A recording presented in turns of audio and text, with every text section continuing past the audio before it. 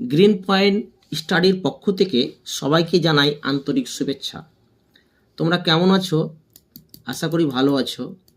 আজ তোমাদের সামনে এই অঙ্কটির সহজ সরলভাবে বোঝার নিয়ম নিয়ে এসেছি। আশা করি তোমরা কোনো দিন ভুলবে না, সারা জীবন মনে থাকবে। অঙ্কটি হলো লেস দেন অর্থাৎ ছোট, গ্রেটার দেন অর্থাৎ বড় চিহ্নের ব্যবহার। এই রকম অঙ্ক দুটি সংখ্যা দেওয়া থাকবে, যেমন ধরে প্রথমটি হলো 2, দ্বিতীয়টি হচ্ছে 3। 2 এবং 3 মধ্যে, এই দুটো চিহ্নর মধ্যে কোন চিহ্ন বসবে?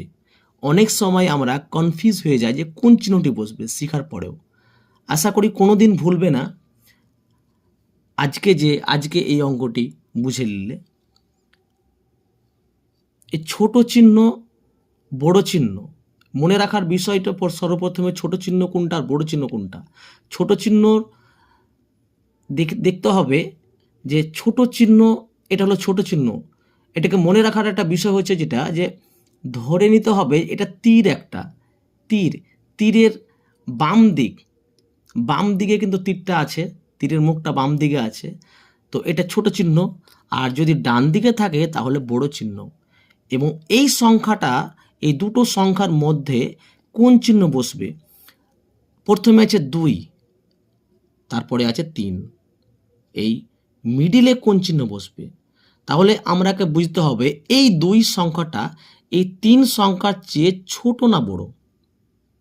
এই 2 সংখ্যাটা মানে প্রথম সংখ্যাটা এই দ্বিতীয় সংখ্যার চেয়ে তুলনা করতে হবে, সংখ্যাটা ছোট না বড়।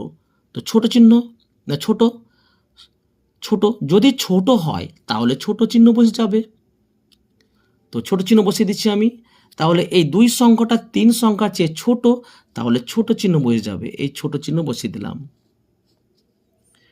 এবার দেখো এই তীরটা দেখে নাও, এই চিহ্নর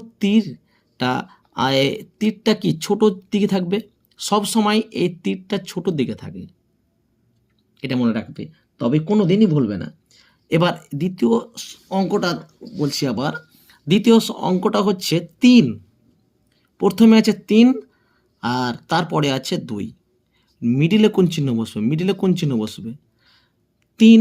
এই 3 সংখ্যাটা তুলনা করতে হবে আমাকে 2 সংখ্যাটা চাইতে। এই 3 সংখ্যাটা 2 যাতে ছোট না বড়? বড়, নিশ্চয়ই বড়। 3